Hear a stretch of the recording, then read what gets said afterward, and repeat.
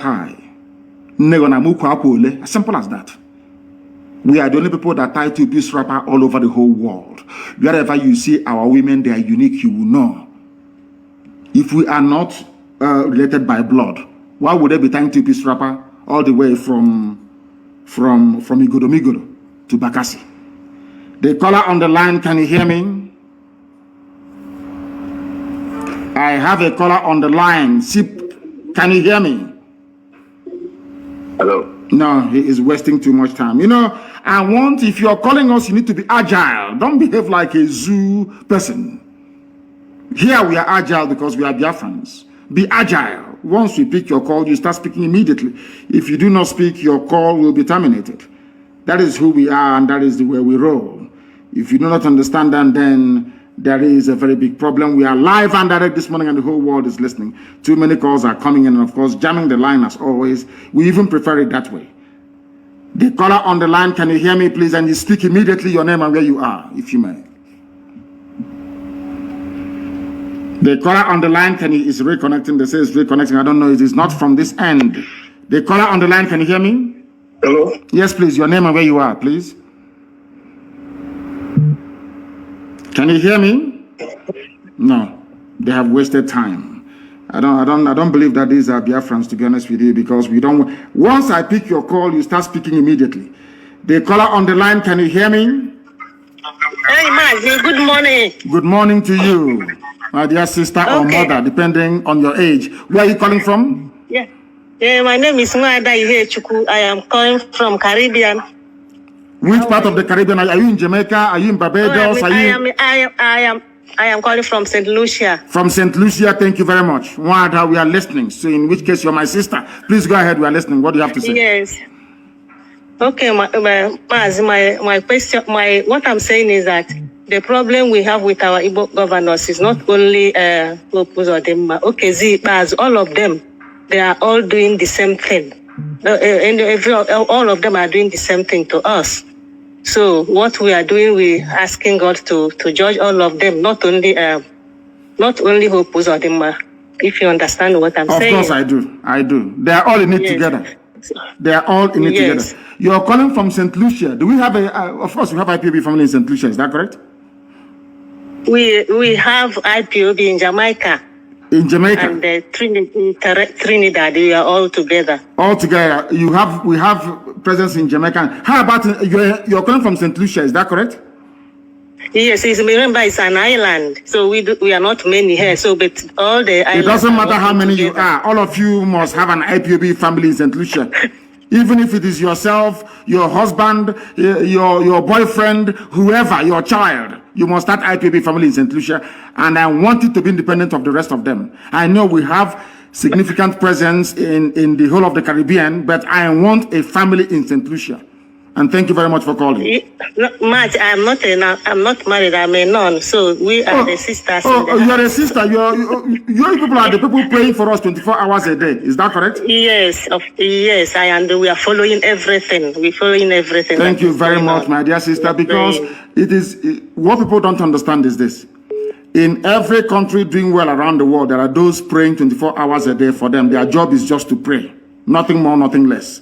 That is what I want people to understand. So all our sisters, all our nuns praying for us. May Chukwukikabiyama bless each and every one of you. And your prayers are working. I want you to understand that your prayers are working. All our sisters, those in the USA, those in Brazil, and now some of you in the Caribbean. I'm not sure I've spoken to any nun before, any sister from the Caribbean, but I've spoken to those of them from Brazil. Yes, I've been calling you before. You've been calling me before? Thank you very much for that. I can recall those in Brazil and those in the USA. And I thank you very much for calling and continue to pray for us. Continue to pray for the restoration of Biafra. And may Elohim guide, protect, and keep you now and always. He said, thank you very, very much. Our sister, a reverend sister who is praying for us. There are many of them all over the place, scattered all over the world, praying every blessed day. The caller on the line, can you hear me, please? Your name and where you are. Yeah, Mazi, good morning. Good morning to you, please. Good morning. I'm Nicholas Onunko from Germany. From Germany. Please go ahead. Yeah. My question is, does it mean that our president, because I don't want to call him Buhari because he's not Buhari, does it mean that we now selected somebody that is deaf and dumb as a president who cannot speak to the country, to the people that is leading? Yes, because there is no president there, as you said. There is nobody there. What you have, if you look at the drift, both in terms of policy and in terms of implementation of those policies, you will see that there are many people who are in charge in Asarok, of which the coordinator is Ibrahim Gambari. There is no president in Nigeria. Everybody knows that. That is why he cannot speak. That is why he doesn't address, he can no longer have any chat with the press. That is why Nigeria is adrift. That is why you have so much insecurity, because nobody is in charge. What they have done is to try to use the vacuum created by the death of Buhari to try to advance an unbridled Fulani Janjaweed agenda of conquest and subjugation, which we are the first people to mount any credible resistance. From the beginning, only IPOB resisted them. And we are resisting them until tomorrow. We will continue to resist them until tomorrow morning. What I'm trying to say to you, in effect, is there is no Buhari. I have staked everything on it. I have staked that idiot they call Tijani, saying they're working for AFP. Very soon we shall meet him in court. Because I want to prove to the world that Buhari is dead. Buhari is dead, long time ago, dead and buried. And they're deceiving everybody. The reason why the Nigerian media don't want to talk about it is because they are hoping that Tinubu will go in. That's all. So they'll start enjoying again. Please go ahead. Yeah, because I could remember that first time he went to London for treatment. He spent 3 months. Somebody that was coming out of the flight, Breeze was even carrying him. They were supporting him. And all of a sudden, we have a Buhari that have never even fallen sick again. That tells you. They tell it is money. You know, we black people, we are very funny the way we reason. This Yogi, may God have mercy upon us. They say it's money, he has got money. And I'm saying that this little boy you have now in Asarok is younger than Bill Gates. He looks younger than Bill Gates. Bill Gates is one of the richest men in the world. He wants to live forever, to kill everybody else and live forever. Why can't he use that same money? George Soros, that broke the Bank of England. He was the man that bet against the pound leaving the ERM. That was in 1992, if I'm not mistaken. He broke the bank. He made £5 billion profit betting against the pound to leave the ERM. He is one of the richest men in the world. He has more money than Nigeria put together. He will loan money to Nigeria. Why is he not as young as Buhari, or avail himself of the same treatment that made Buhari to look so young? I don't know what is wrong with the brain of this Yogi. Black people, I don't know what is wrong with our brain that we cannot reason properly. Buhari is dead. Buhari is dead long time ago. Actually, Nigerians, we have a lot of learned illiterates in Nigeria. They are all learned, but they are illiterates. I'm sorry to say it, as if they have never seen the 4 walls of a school before. Very, very sad indeed. But it's not just there. Can you let me ask you, or let us ponder this very conundrum? Do you know Japan that is doing very well? You see Japan that is doing very, very well today. Yes. Most of the Japanese scientists read and studied in America. They went back to Japan. They replicated what they learned in America. And other Southeast Asian countries emulated what Japan did. And today they are all growing and doing very, very well. Now, you hear our people tell you, oh, I went to Yale, I went to Harvard, I went to Cambridge, I went to Oxford. But your mates that went to the same school as you did, look at their countries. But look at the zoo, where you claim you're learned. As you said, what we have are learned illiterates. Illiterates, yeah, honestly. I met somebody from Liberia in London many years ago, in England, many years ago. We were in a restaurant in the evening eating, myself and my friends. And he came there and we were all introducing ourselves. And he said to us, I remember very vividly, he said, or very clearly, I should say, anytime I meet any black person and you introduce yourself as a professor, I will slap you regardless of where you are. And I asked him why. He said he doesn't care if he goes to jail. He said anybody in this place now we are eating, if you say if you're a black person and you say you're a professor, I will come and I will slap you. And I asked him why. He said that we blacks have not grown to the stage of having a professor because those we had in the past were all useless. They did nothing. Exactly. You went to, you studied, look at Obasanjo. Obasanjo did engineering. Obasanjo did engineering. But ask Obasanjo now to build one bridge linking his daughter farm to the next village. He cannot build it. He's an engineer in the military, eating money and serving neo-colonial interests. Very, very sad indeed. Thank you very much for your insightful call. Thank you very, very much, our dear brother. From Germany, our lines are open. A lot of people are sending in their requests, and we are accepting them. Once I accept your request, now you can call. If I accept your request, now you can place a call, please. Our lines are up. Too many calls are coming in as always and jamming up the lines. We only have one line today with which to work with, and then you are free to try and call us. The caller on the line, can you hear me, please? Your name and where you are. Good morning. Good morning to you. Good morning. Good morning to you. I can hear you very well. Please, your name and where you are. I'm calling from Manchester. From Manchester in England. Please go ahead. United Kingdom. Yes, sir. Sir, I just want to bless you for what you are doing for our people. We are very grateful. You are the reason now that the Igbo man can be able to speak. And at this moment, I just want to ask you this question. Since these people have been adopting our people, mostly our young men in Igbo land, what are you going to do to stop these people from adopting them? Because when the war comes, we will not have our young men with us anymore because they must have been adopted secretly by this Nigerian military. And another thing I want to tell you is that you should never be discouraged. We know how hard it is to fight for a black man. I want to assure you that this same thing that is happening to you now happened to Moses when he was trying to take the children of Israel out of Egypt. Some people refused to go with him. Some people refused. Some said they prefer to stay back.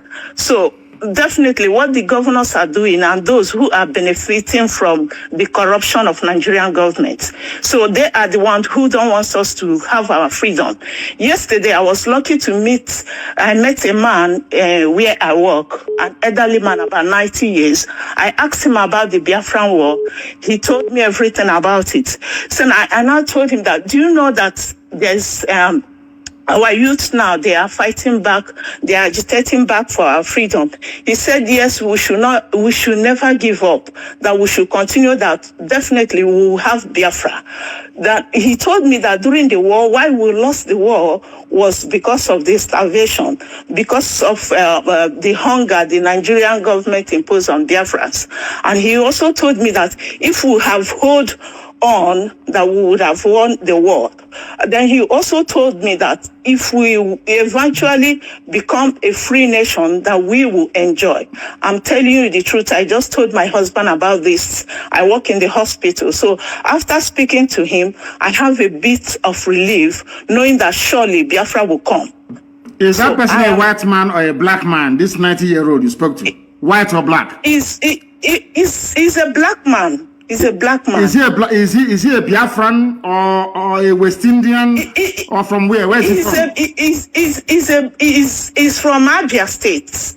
He told me the story. He is 90 years old. What is he still doing in England?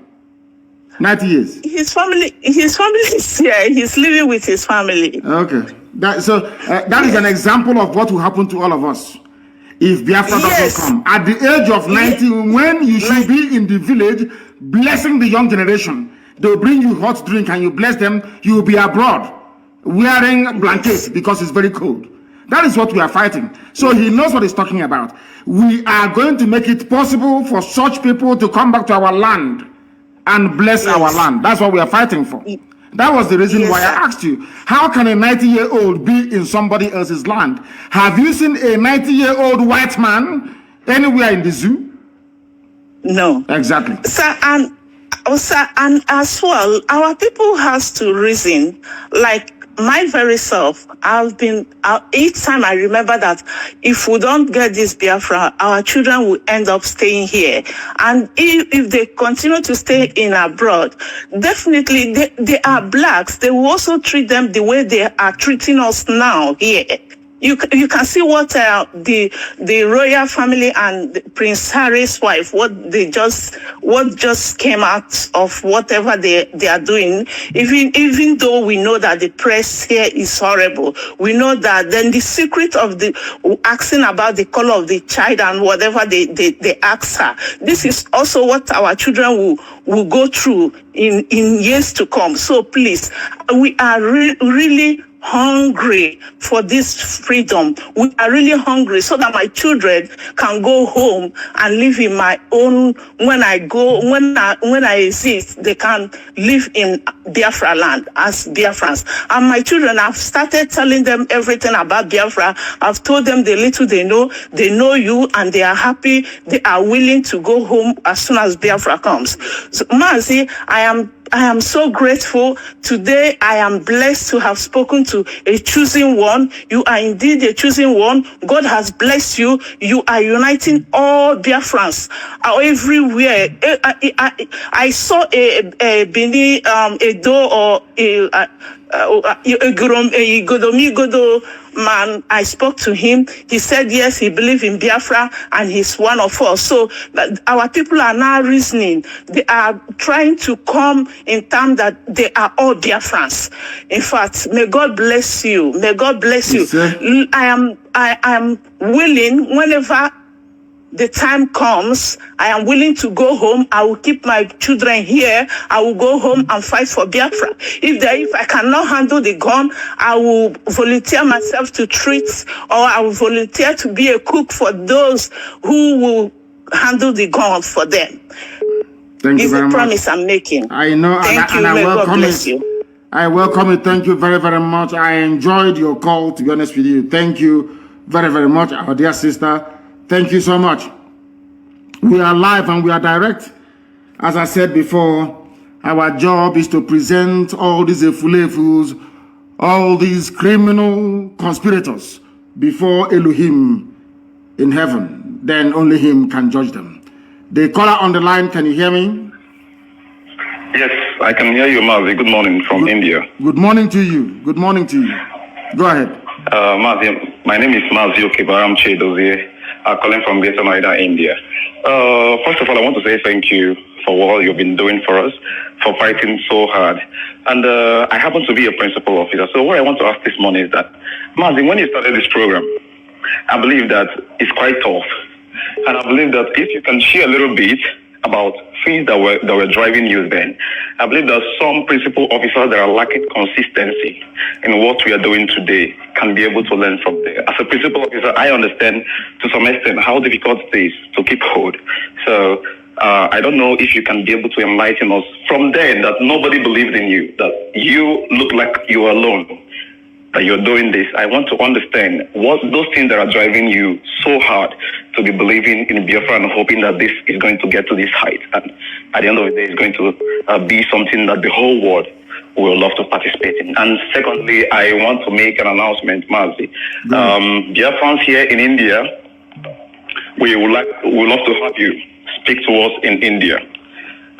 Because I understand that a lot of people, Biafrans here, are much interested in what we are doing. Even those that are not, they claim they are not Biafrans, they claim that they don't want to belong to IPOB. Today, I have the opportunity to speak up to a lot of them, and they are really turning to listen to what we're saying. So it's going to be a great one for you to be able to rise their spirit, and not only here in India, but across Asia. They really want to hear you speak to us. And as well, I want to tell you that here we have our people, the way they behave and the way people other parts of the world behave is different. Here we have what I call the doubt issue. So even till now, some of them might not really understand. They might not really understand that whatever they put is going to IPOB directly. So for us to clear all that, I would love you to speak to Biafrans here in India, and also reiterate that to other parts of Asia. That's my question and my contribution this morning. Thank you so much, Mazi, for giving me this time. Thank you. Thank you very much. And I will answer your question. The very first question you asked. I would say that you asked me to explain to fellow principal officers what motivates, what drives, the level of consistency is the promise of Elohim. I will take you back to what David Ben-Gurion said, the very first Prime Minister of Israel. What he said when they asked him at the floor of the United Nations what propels him to create, or should I say, to facilitate the coming of the state of Israel. He said it is the promise of God in the Holy Book. You call it the Bible, we call it the Torah. That was what David Ben-Gurion, they asked him, why are you doing what you're doing? He said it is because he is standing on the promise of the Almighty Creator of the universe, that Israel must come. And on the same, should I say, pronouncement, I anchor my very firm belief in the coming of Biafra. I told you before that I read a book, or should I say a pamphlet, 1985 Ajoko lecture, delivered by Professor Donatusi Benwoga. I was traveling from Umuahia to Owerri. I was in a Hayas bus, and I was reading that very pamphlet. I'm not going to tell you how, of course, you can work out how old I was in 1985. I think I then barely turned between 17 and 18 years of age. I read that very pamphlet, and it had a very profound effect on me. In that very lecture that Professor Donatusi Benwoga delivered, in that man, in one paragraph, summarized what was happening to us as a people, because every 1 kilometer was a checkpoint. Extortion, harassment, intimidation, and from childhood, I never wanted anybody to be maltreated. I hate it. I hate injustice from childhood. And what we are doing today, what I'm doing today, is a manifestation of that very orientation that I had. You know, in my house, we used to have a lot of helpers, either people from my mother's side or people from my father's side that will come to help, as house help, help, all the rest of it. I had one. His name is Igwatch, and I'm sure he's listening to this very day. His name is Emmanuel. Roughly about the same age as me, he came from my mother's side to help us in our house. We had a very huge household, so to help with the chores. We went to fetch water together. We ate from the same pot. We wear the same clothes. Sometimes we exchange clothes. During holiday time, I would go to his house for holidays. He was not serving me. I wasn't serving him, because I did not believe that another person's child should come to serve another person's child. I don't believe in that. Even at that very small, early age, I believed in the equality of all men and women before God Almighty in heaven. I hated injustice. I read a lot of books. At the age of 12, I read George Orwell's Animal Farm, where some animals were bigger or greater than the others. I hated it. And at the age of 12 years old, I despised communism and socialism. At the age of 12, can you believe that? At the age of 12, I hated communism. Of course, I was at Government College Umuahia, where we were encouraged to read. And we read George Orwell's Animal Farm in class 2. Now, I want to tell you that you must have it in you to love your people. It is not something you are taught to do. You must have it inside you to love and to serve your people. If you are living in India and India is doing very well, people are living in Malaysia, living across the whole of Southeast Asia, and that those countries are doing very well. If you want to live there without replicating those things back home that is making you to enjoy life in those places, that means you're an evil person you shouldn't serve. Allow me to repeat. If you travel to America, you travel to Europe, you see skyscrapers, you see wonderful roads, you see beautiful bridges and beautiful houses, you fail to bring it back, or you fail to think, how can I take these things back to Izombe? That means you are not cut out to serve your people. Because as a servant of your people, anywhere you see something good, you want to bring it back to your own people. Therefore, those who are called into service are those who are naturally made and built for this very calling. But it is very, very, I understand what you're saying is very difficult. Sometimes it's very hard. Our people can be very, very frustrating. Do not look at people. Look at the end goal. Always focus on the objective: freedom, freedom, freedom for everybody. When Biafra does come, of course it's going to come. When it does come eventually, let me tell you how I console myself sometimes. Look at the way we revere, we love, and we venerate Ujubu. And he did not get us Biafra. Look at the way we love and venerate Timothy Onwatuebu and all those that fought. Imagine the love we have for Colonel Achuzie and all the rest of them. The love we have for Nwobosi and all the rest of them.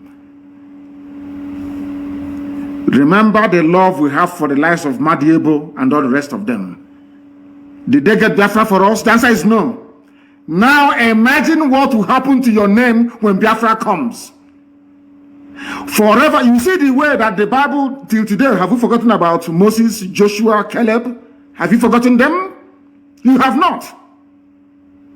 These are people that fought and released Israel, the children of God, to inhabit the land that God gave to them. Till today, we remember them. Let me tell you the truth, honestly, before heaven and this earth. Anybody who is part of this very movement, from the highest to the lowest, there will be a time when your grandchildren will go to school, or your great-great-grandchildren will go to, they will ask them, was your mom or dad part of IPOB? That will be all you will require in life to succeed. In other words, if you're serving IPOB, if you are in IPOB, you are preparing yourselves for immortality. This flesh may die, but your name will live forever and ever. Because we appreciate. Let me tell you, there is something our people don't know. Despite our stubbornness, our high-headedness, our sometimes very difficult way of understanding each other or doing things, our people are very, very appreciative of those that serve them in truth and in every honesty. That is who we are. Our people never forget those that serve them honestly and diligently. The same way we remember Mbakwe till today. Who is going to forget Dr. Michael Okpara? It's impossible. That is who we are. We never forget those that serve us in truth. We know that Okpara served us in truth and in every honesty. He built our land. We know that Mbakwe came, exactly what I told you before. What is it that Okpara and Mbakwe have in common? They went abroad, they saw good things abroad, and they brought it back home. Why do you think that Malaysia is developed? If you're a minister in Malaysia, you travel abroad, you didn't bring back any idea, they will sack you. That means your trip abroad is a waste. What did you learn? Bring it back here. Let us replicate it. What you're doing and other principal officers all over the world is building up what I call an identity of immortality. Forever and ever, your lineage, your children will be remembered and celebrated. Can you imagine if today somebody were to come to you to say, I am from the lineage of Joshua, or from the lineage of Moses? I'm sure even if you're sitting there, you will stand up to greet them. Something that money can never buy. When you remember all these things, then you redouble your effort, because you're not working for any man.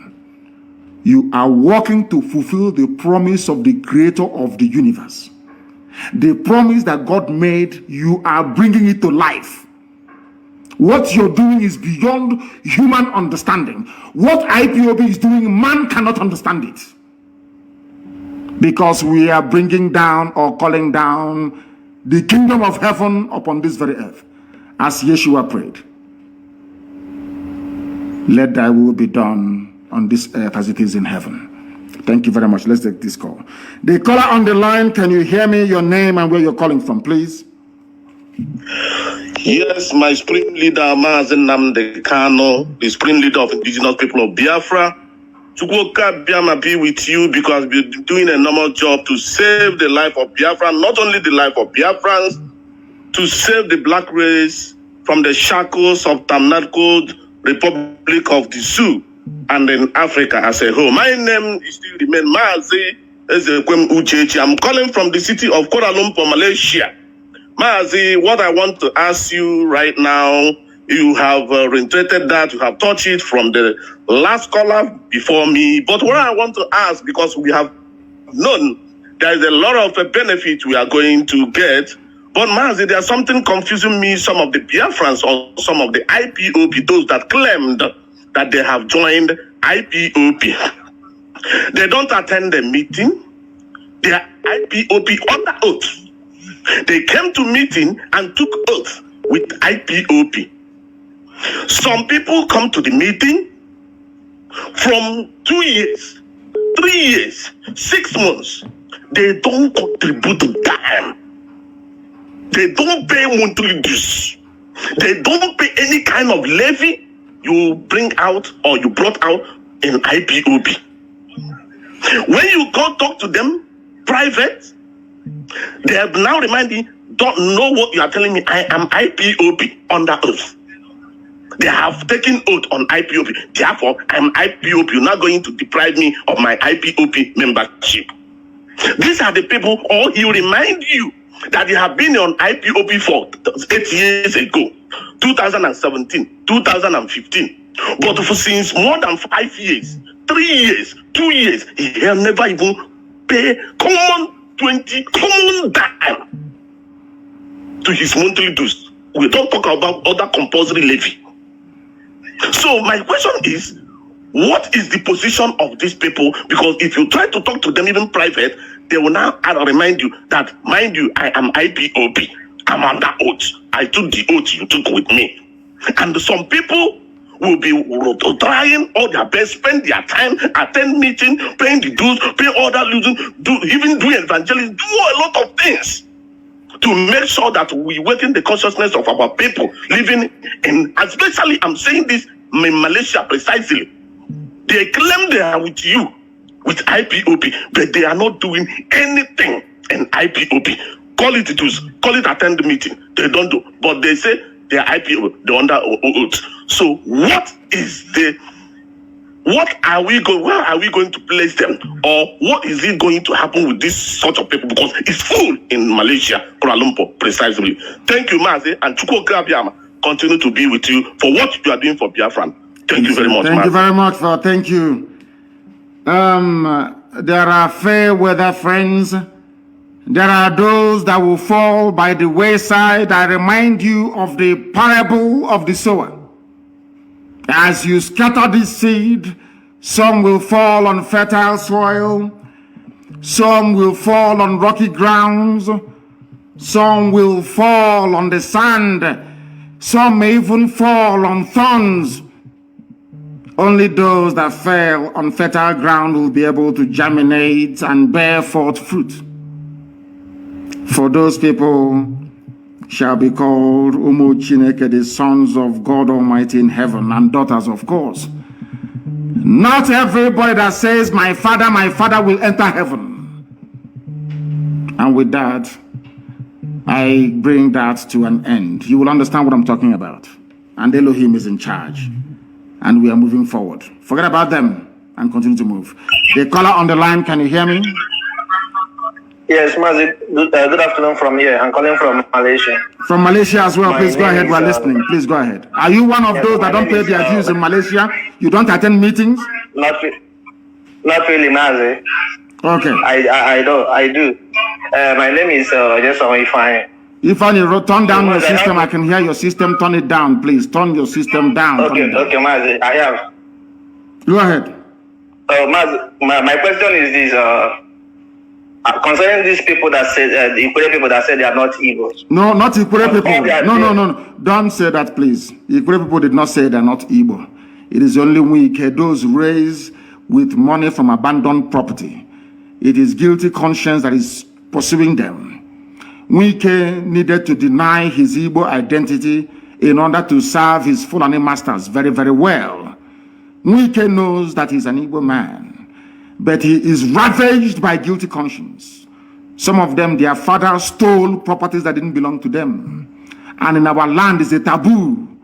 In Igbo land, in Igbo culture, it is a taboo for you to steal landed property belonging to your brother, your cousin, or your sister. For them to shield themselves from the ravages of guilt, they said they are not Igbo. Of course, Ikwere is Igbo. Have you not seen the new state creation that they are touting all over the place, the Fulani Janjaweed? They want to create a state comprising of Igbo, of Ikwere people, as well as those of them they took from Omok, which are Igbo people, into a new state. Do not despair. No Ikwere person, no sensible Ikwere man said he is not Igbo. Let me tell you what has been happening in the zoo and what they do very cleverly. Before now, when the Yoruba media was against us in line with the Janjaweed, they magnify what idiots like Wike say. What ordinary people are, anytime you say, I am Ikwere, I'm Igbo, nobody will publish it. But if you say, I am Ikwere, I'm not Igbo, every paper will carry it. That is why it is always very good for us to read between the lines. Forget about the noise making of a few empty barrels, like Wike, and listen to the voice of reason of other well-meaning Ikwere sons and daughters. They know they're Igbo. Everybody knows this very clearly. Some of them claim they are from Igodomigodo. I don't dispute that. But Igodomigodo is also Igbo land. If it comes that way. You've answered I've answered the question, because I see no reason why someone that speaks Igbo, that do everything like Igbo, will begin to deny his identity. When you lose a war, it is always like that. When you lose a war, it's always like that. We fought a war of attrition for 3 years. The Fulani Janjaweed came and gave biscuit and chewing gum and tobacco to some people, and kai hot drink to some people, and say, one Nigeria. If you don't say you are one Nigeria, we'll kill you. I had a good brother of ours from America speak to me. And he told me, this is a so-called Delta or Delta Igbo. He told me that they're from Uri. His father was the traditional ruler of his people. Every year, Ezenri will come to their village and sprinkle clay on the ground. They're from Uri. That is the way it is. Till tomorrow morning, we know who we are. Those who claiming they are not Igbo, they're living in denial. And I go as far as saying that everybody is Igbo. If you're a John, if you're a Bibio, and I say it clearly, go back and interpret it however way you want it to be interpreted. The truth stands eternal. And I keep saying to them, are you doubting me? That all of us are Igbo.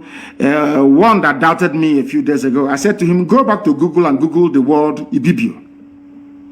After he Googled the word Ibibio, I asked him, please read to me what you can see. He said, related to Igbo. I asked him to Google Efik. He Googled Efik. What can you see? Efik and Ibibio are one, both are related to Igbo. I asked him to Google a job. He Googled a job. I asked him, read to me what you can see. He saw a job related to Igbo. I said to him, do you want us to continue? He said, no, he's seen enough. And that was it. That is the truth. We are all one people. That is why Nsibidi came. That is why if you go to Abreba today, they speak the same language, or more or less, with the Bibio people. If you go to a Jagam, there is no difference between a Jagam and Arochupu. It is the same thing. That is why Nsibidi came from there. Nsibidi is a uniting form of writing that binds the whole of Biafra together.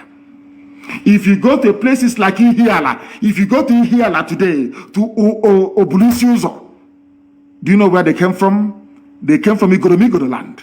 Obulisuzo, you see today in Ihiala, their ancestral home is Igodomigodo. Why are we deceiving ourselves? As I said before, once your mother ties two-piece wrapper, you are one of us. Thank you very much. Thank you very, very much for your call. Thank you. We are live and direct. We're educating. We're sensitizing. We're enlightening.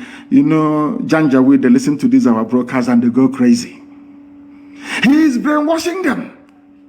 He is doing this. I said simply, we are all Igbo people. Do you doubt me?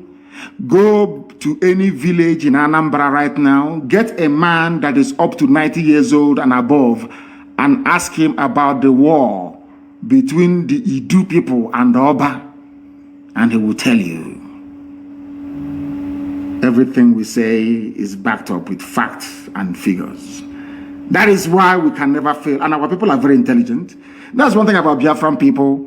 Once you make sense to them, they will understand it and they will follow you. I have a caller now on the line. This caller, give us your name and where you're calling from. We are live and we are direct and the world is listening. Yeah, good morning, sir. Good morning to you. Yeah, my name is Charles Obidike. Charles Obidike. Yes, and where are you calling from? Yeah, Charles Obidike, where are you calling from? Good morning, sir. The man that told you we are live and direct. Please hold on a second. We are live on the air. Please, our barrister is calling me. We are broadcasting. We are live on the air. Yes, please continue, my dear brother. Continue. Okay. So, I don't know. It pains me each time you come on air and start talking about the black man, the way they reason and all this. And I'm one of the black man, but I know I've never reasoned like that because even up to today, I am not an IPO member. I'm not an IPO member, but I have been following what you have been saying since 2014 till today. And no one has ever seemed to be lie. All of them are truth. And you made me to become, like as I've gone to university, more than the people that was my age mate. I'm 64 years of today. But all these things you are saying in this country and wherever you are, they are all truth and nothing but the truth. And it pains me when anybody is making any argument concerning this, concerning that. I don't know, people will see truth, but the level we are in it today is because of our church in this country, Nigeria. They are the part of the problem. 80% of the problem, they are the one who caused it. Because in the Bible, when Elijah and Elisha and all of them were prophesying or doing the work of God, when you do something that is not good, even the king, they will go and tell him. Because I remember what happened in 2 Kings chapter 1, when a king fell from his house and then decided to go and ask the God of Ekron whether if he will live again. Elijah met his servant that he sent on the road to tell him that you should go back and tell the king, is it because there's no God in Israel? That is why you are going to ask the God of Ekron. And because of that, you will die. You will never get up from that bed. And when the man sent people to come and kill the Elijah, first 50% of people with their captain, they died. Fire consumed them. The second one, the same thing. The third one came and began to dialogue, beg, in other words. And when he followed them, the angel of God asked him to come and follow them. And when they get to that place, he told the king rightly that because you went to go and look other God that is not God, you will die. Then today, look at people we have in our church. Somebody like Redeem, who is calling us to go and come and go to heaven, knows that there is no Buhari, and he went as rock. And he came back, and people were asking him, what did he see there? He said he was threatening not to talk. And up to today, he never tell anybody anything. And yet they are telling us to come and bear. I have said I will no longer go to church until when Biafra come, before we know what we are doing in this country. Because it is annoying and painful. All the people, Christians are killing in the north. Nobody is talking. No church is talking. They are building auditorium. We are going to build 10,000 auditorium. Whereas Christians are being killed in the north. They say nothing. I don't blame them. I blame the idiots that go to these useless, idiotic churches and patronize them. I blame them. But in all fairness, there are some preachers that have come out recently to condemn what is happening. There are good ones amongst them. Let us not tar them with the same brush. Just tell me somebody will look a factory closed and close the factory, then convert that factory to church and begin to pray for you to get work. Does that make any sense? You close the factory where people will be going to work. Yes, convert it to church and then be praying. If it is people that are suffering to this length, people will get to understand. So I appreciate you. Only thing is that my God will continue to supply all your need according to his riches in glory by Christ Jesus. I pray that no evil shall befall you in your life, with your family. You will actualize it and make us to be human being again in the mighty name of Jesus. That is my prayer for you this morning. Thank you very much. Thank you very, very much. Thank you very, very much, my dear brother. Everybody approach this issue. He's given us a very new perspective. There is somebody called Pastor Otisi. I don't know if he's related to the principle of Otisi that I was under in Government College Omuahia. I don't know. Otisi. It must be. And I have to call him back. Let me call him back. Because Otisi was a very good principal. He was a principal at Government College Omuahia. Let me see if I don't know if this is the son. I don't know if it is but Otisi must be part and parcel of that glorious family. I loved Otisi immensely. Let me see if I can get him to speak to us, please. I want to ask him, he's a pastor. I want to ask him if he is related to Otisi, a one-time principal at Government College Omuahia. I want to ask him. I have elected to try to call him back to see if he can speak to us. I don't think so. The line is ringing, but I don't think he is not speaking up, not yet. I wanted to find out if he is. Yes, he has picked up now. The caller on the line, are you Pastor Otisi? Is that correct? Yes, I'm Pastor Otisi. I'm from Abreba. You are from Abreba. Yes, are you related to the principal of Government College Omuahia, Otisi? No, I'm not related to, but it's closer to near to our village. Okay, the same village, but not yours. Okay, it seems. Are you a pilot? It seems you are flying an aircraft. There's a background noise where you are. No, I am beside a metro. I'm going to work, but at the same time. That's what I'm trying to communicate with you this morning. Good morning, sir. Good morning to you. Yes, my name is Pastor Otisi. It's the first time I introduce myself as a pastor because many people don't know I am a pastor. I always say my name is Otisi. But today I decided to introduce myself as a pastor ordained by the Biafran. And the pastor is in German today. His name is Pastor Sami Eko. He's living in German today. He's a Biafran too.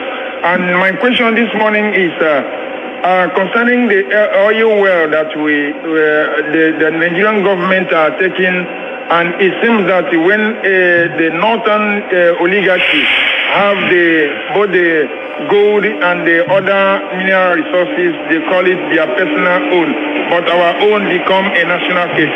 How, when are we going to take back all our things? Because the world seems that they are not listening what we are saying, or the campaign we have been sending to them later from UN and other angle of the world, but they keep mood and they keep watching, looking for us to die until they will come to our rescue.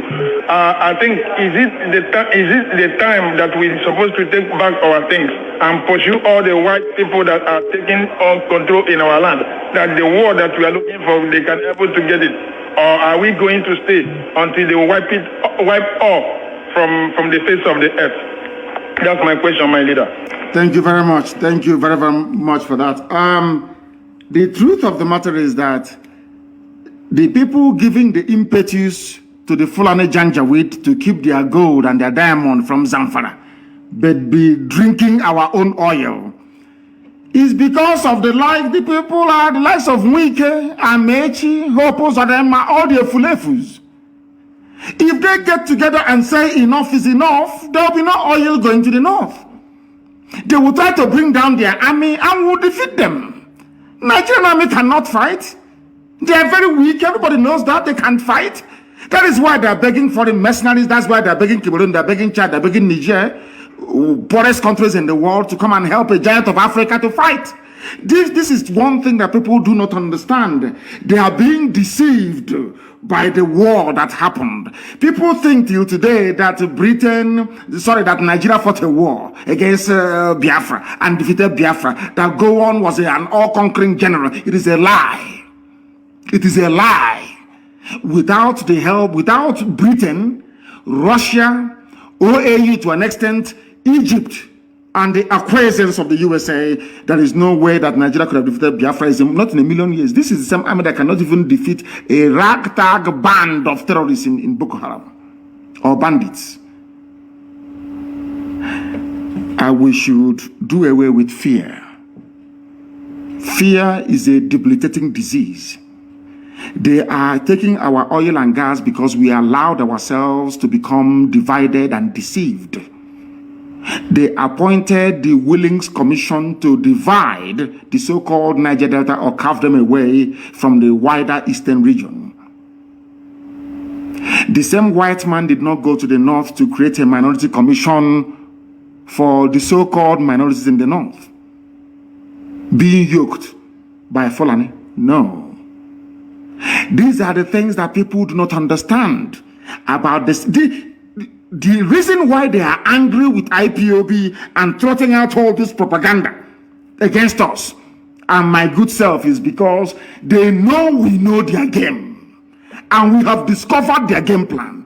We now know how possible it was for an Ikwere man to say, I'm not Ikwere, for somebody from Ijo to say, oh, I'm not part of the East or part of Biafra. That was how they deceived Edwin Clark of Pandev, so they can take our oil.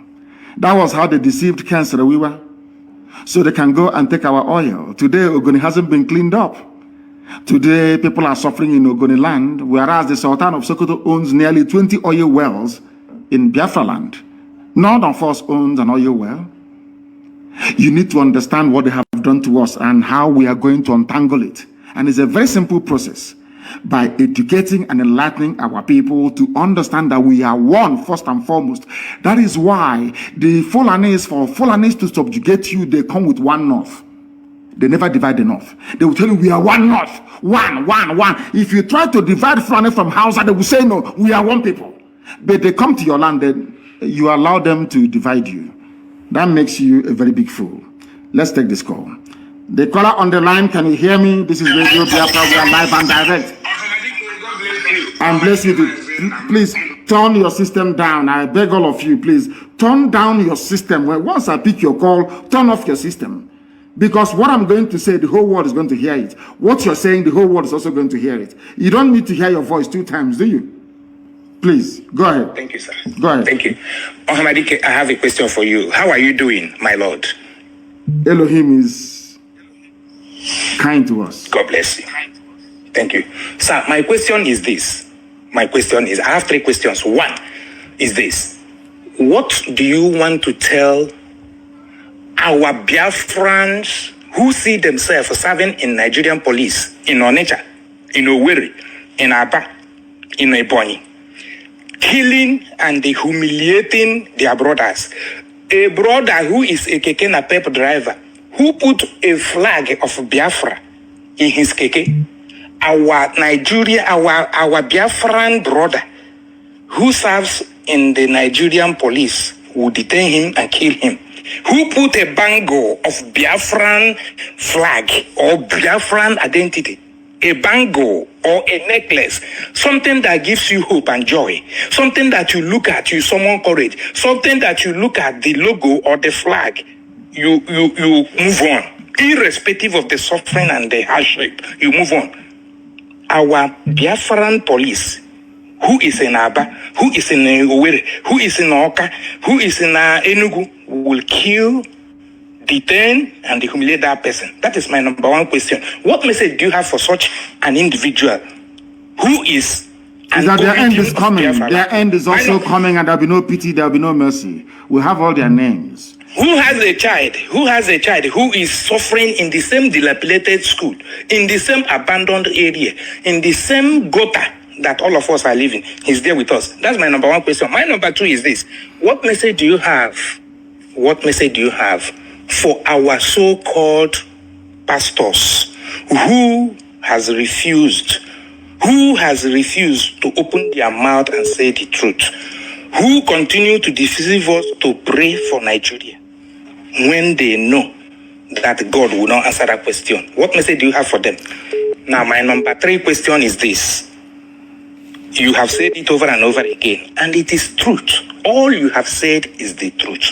And we know you are saying the truth. And that is why we must follow you. We will continue to follow you. You said it, and it is written that the kingdom of God suffereth violent, and the violent will take it by force. My Lord, my question is this, to you is this. One time again in America, you told a lady, when you were having a meeting with them, you said, let them give us ammunition. The lady said that she did not hear you well. What did you say? You repeated that question. Now it has come. My question again is this. Are we going to fight? If we are going to fight, are there things that we need to have? Those who cannot fight, like a sword, or those who do not have the liver to withstand this thing, let them start running now. If you want to run to Cameroon so that you can start running, if you are in the north and you want to sacrifice yourself for there, you sacrifice. What is our fate? Because this thing will not come for free. We must fight. So that people will say, had I known we are going, or had it been we were told that we are going to fight, I would have dig a trench where I will hide with my family, or I would have run away. So is there any way people will be made to understand? Because even those in the north, when we keep telling them that this is not people of our tribe, these are not brothers. The people that you are staying in their place are not brothers, because they will kill you. We keep telling them, come back home. They refuse. I was living in the north. I lived in the north. I live in Nasarawa. I lived in Plateau. I lived in Kanu. I come back home. So are we going to fight? Because the lady who asked you that question, what did you say you need? I keep listening to that message, that family meeting you had with them. I keep listening to it over and over again. When she asked it, what did you say you did? Today, I think wherever that lady is, she will be going to, I think from Wodibo Congress anyway, she will be listening to that message where you told them what you need openly. And she refused. I don't know whether they honored that meeting that day or what. I accepted your request, but today they have brought that killing to our house. And it is real. It is true that they brought it. Thank you very much. Are killing us on daily basis. I'm going to answer I will answer your question, my dear brother. Listen via your listening device. Let me answer your question. Number one, we are keeping tag of every police officer or personnel involved, especially Biafrans, in the molestation, in the facilitation of the abduction of our people. And I'm telling their families now that there will be no mercy. We are going to succeed. It's not a question of if. We are going to bring about the coming of Biafra. There is nothing any idiot can do about it. Nothing. And when that time comes, we are going to judge you very harshly. And if you're found guilty, you'll be hanged at the nearest tree closest to your father's compound. All of you in police uniform in our land aiding Fulani Janjaweed, the same Fulani you're helping to abduct your own fellow blood relatives, are helping bandits and terrorists to kill your people in the north. I want you to understand all these useless, especially those in Imo State. Hope Uzodema will never ever be forgiven. There's something as for me goes for me as well. All of you claiming you I'm obeying order. Order came from above. When the time comes, God is my witness, you will be hanged in public for aiding and abating Fulani Janjaweed should I say, incursion into our land. As for the pastors, may God have mercy upon your wretched, idiotic souls. There are good pastors here, but all of you that have kept quiet, all of you keeping quiet, despite what is happening, Archbishop Desmond Tutu fought apartheid from the pulpit. All of you, some of you idiots, all it's about tithe and offering and building auditorium that will contain skeletons. I'm asking you, shameless people, call themselves the men of God, more or less like the men of Satan. None of you will see the kingdom of heaven because you're all evil people using the name of God to deceive, using the name of God to accumulate wealth, using the name of God to do heaven knows what, to prop up a decaying evil regime. You ask me, what do we need to fight? We need guns and we need bullets. Because let me make one thing very clear to all of you. Those of you who are so idiotic because you are raised in the zoo, you schooled in the zoo, all your thinking is about the Zoological Republic. You know nothing about Fulani Janjaweedism. What they are doing to you today is in their bone marrow, is in their DNA. They will never stop. The only thing that can stop Fulani is the sea, Atlantic Ocean. And they are coming. And as I said, I will do a program on Sunday that will shock all of you. To understand the mindset of the Fulani and the hatred they have for you. That is why any policeman or army man, you're a Biafran, you're helping them to arrest, to torture, to abduct. That is happening now in Imo State. Now I'm saying it in all of you are now. It goes through one ear, comes out of the other. When things will happen in Imo, don't say I did not warn you. I'm telling you, this thing also the man is doing, and all of you are quiet. When something will happen in Imo State, you know where, don't say I did not warn you. Because the rage is coming. All of you helping Fulani to conquer our land, all of you will suffer one, all of you will die one after the other. If you like being the police or in the army. Fulani came in as a minority and conquered Hausa, conquered everybody down and are coming down to our side. You cannot ask yourself a simple question. Why is it that Fulani can say they will remain in Yoruba land no matter what? Why are they not saying it about the East? Because of Eastern Security Network. We are there to protect you and your family and your lineage and your heritage. Yet you are so blind and idiotic you cannot see it. If you are in the North, you are a sacrificial lamb. And on that note, we bring today's proceedings to an end. I will try to reinstate this question and answer every Friday to answer the idiots and the rumor mongers and the liars and the deceivers and the conspirators. Guardian newspaper has published the same rubbish again. Anytime we are making waves, what they want to do is that they bribe Google and they trot out all these useless, concocted write-ups by DSS, and they populate the search. If you go to Google now and search for Mars and search for Nnamdi Kanu in Google, you will see them. What happened in the registration of IPOB in England has made us to think twice and all that rubbish. All lies. A country of lies. How can I support a country that lives on peddling lies and deceiving people? As I said before, if not for IPOB, some of you learned illiterates will be going about thinking Ojukwu declared war on Biafra, whereas all Ojukwu wanted was restructuring, the same restructuring you're asking for after 50 years. Now, who is the idiot? Now you see why I call you people zoo animals. Because you cannot reason properly.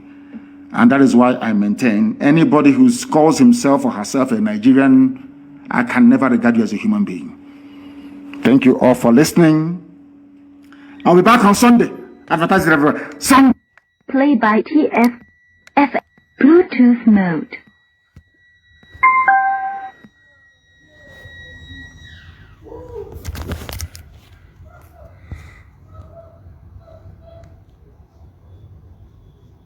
And as soon as our app is out, please, our alternative to Facebook, make sure that you go into it as quickly as possible. We can no longer be defeated by silencing our voices as they did in 1967. This time around, we have options, and we are going to utilize it. In all that you do, you must pray for Eastern Security Network. Pray for them and support them. And as I said before, be very careful and mindful of what you're doing and where you're going to. Our enemies are there are some people who are within working for the zoo, Janjaweed government, but we must defeat all of them. All of them will be defeated. It doesn't matter their lies or their deception. Once you are in IPOB and you're compelled to leave IPOB, it means you've been possessed by the evil spirit. And you were not meant to be a freedom fighter in the first place. Because we remain whiter than white and whiter than snow. You will see it. Who can stop us? We that Elohim sent, who is the bagger that will stop us? Nobody can. They are faffing around all they like. You cannot stop us. Any Biafran you kill, there will be a revenge. And they know when we revenge how it is. There will be revenge, you know that very well, and it's coming. And more ferocious than before. Thank you all for listening. From me, from here, this very morning, it is good morning.